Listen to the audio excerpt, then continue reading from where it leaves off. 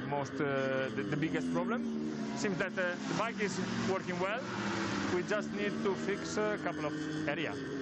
But we are in general quite happy about the first feedback from the rider. Thanks, Marco. Thank you. 7.5 minutes remaining in free practice 2.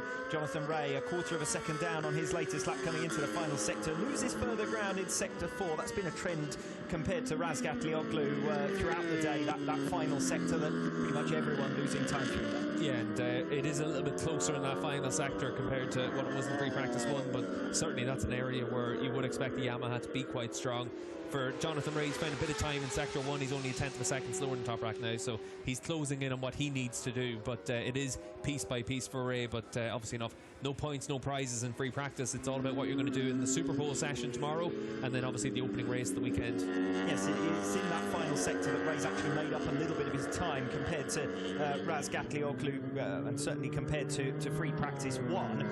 Toprak still finding the time pretty much everywhere, though, isn't he? Looking good in this session. A couple of tenths clear. This is Axel Bassani. Bassani at the moment sits in P4, and another strong display from him. He sits as top Ducati. Yeah, it's interesting when we look at the overall sector times. Obviously, we've seen Toprak really consistent all the way through today's running.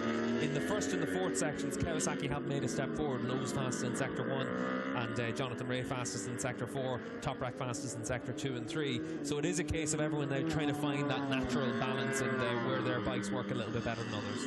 Balotelli coming over the line, similar lap to what he had done for his best in this session. Leon Haslam's just popped up into P4, so that catches a bit by surprise. Haslam was further down the order than that. 34.6 from Leon Haslam. A couple of signs on occasions for Honda over the course of these 2 free practice sessions so far. Yeah, and we've seen from Honda over the course of this year, there is a good bike in that package. It's just been a case that they haven't been always able to get the most out of it. It's really competitive in World SBK now. When you look at the Yamahas, the Kawasaki's and the Ducatis, all very consistent all the way through. It does make it very difficult if you're not quite able to get to that limit of your bike to then get yourself into those leading positions. We've obviously seen Bautista with podiums. Hasil had a podium as well this year, and it has been a case of, for both of them, they've had to try and make those steps. Good for Garrett Gerloff, his start to the weekend. I hope we see it for the rest of the weekend as well, to send him into the winter with a little bit of a confidence boost. He was a little bit closer to the front over the last couple of rounds compared to what he had been. It's been almost anonymous spell for Garrett Gerloff. You'll think all the way back to Assen, the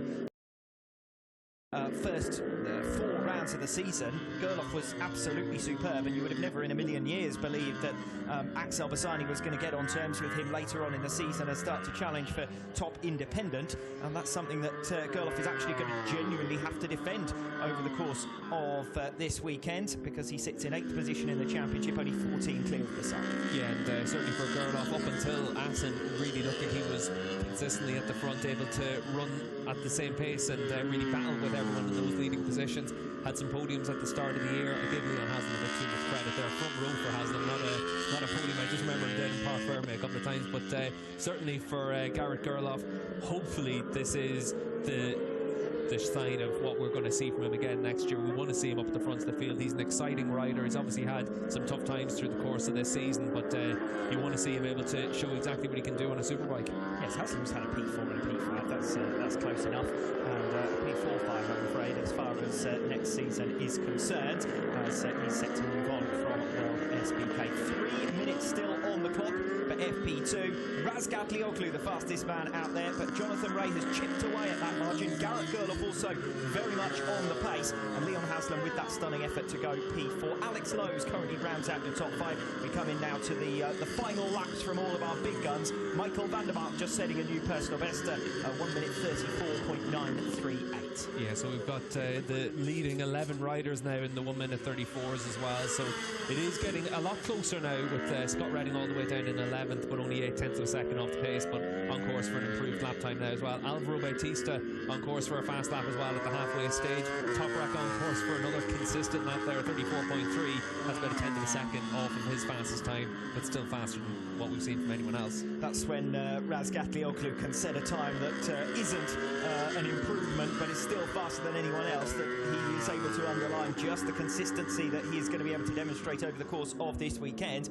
Alvaro Bautista, well, we've just seen Leon Haslam put in a really strong lap. He's now made his way back into the pits, so that may well be the end of his session, at least competitively. Alvaro Bautista here, see if he can match his teammate. He actually betters him, goes up into P4, and again, a reminder, we've got less than a second covering the top 12 in this session.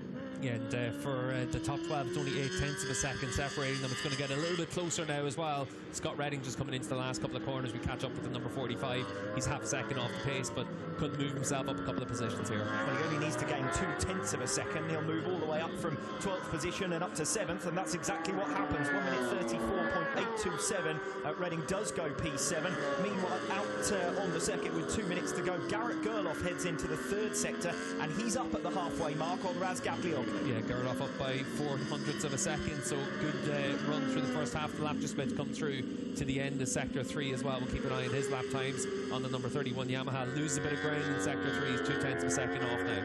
And Andrea Locatelli also losing a couple of tenths of a second through that 3rd sector. He is in line still for a new personal best to try and move himself up from 8th position. Scott Redding with a strong 1st sector on his latest lap. We're only 1.5 minutes away now from the checkered flag falling, so we're in towards final lap territory for several of these riders. Michael Ruben Rinaldi and Scott Redding into the second half of their latest laps, both a couple of tenths of a second down at this stage. But Garrett Gerloff 6/10 down in the end on his latest lap. We saw him come up with a bit of a single lap cracker late on in FP1. He's got to kind of justify that pace over a longer distance over the course of tomorrow. Yeah, well, he's been able to put in 3 pretty fast laps in a row there, 34.4 and then a 34.7 and 34.8, so decent enough consistency there at the end of the session. 1 minute to go then, and rejoin Scott Redding, a few tenths of a second down. He should be able to get this lap completed and have time for one more in the remainder of free practice 2. It is Redding who is at the moment the only rider on the move as far as the front runners are concerned. Chaz Davies has just made up a couple of positions, but only into P15, so work for him to do over the course of this weekend. Redding crosses the line to go P5, splits Bautista and Haslam in the pecking order. 1:34.579, Scott Redding's time, 3.5.